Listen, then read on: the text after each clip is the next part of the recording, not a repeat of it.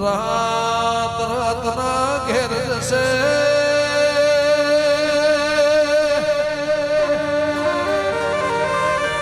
ડુંગરા વાદળથી વાત કરે ગોગા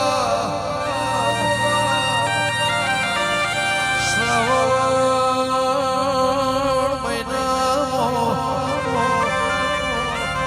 કે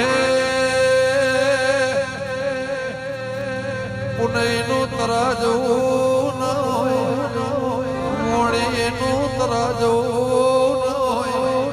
આશીનું તરાજવું ન હોય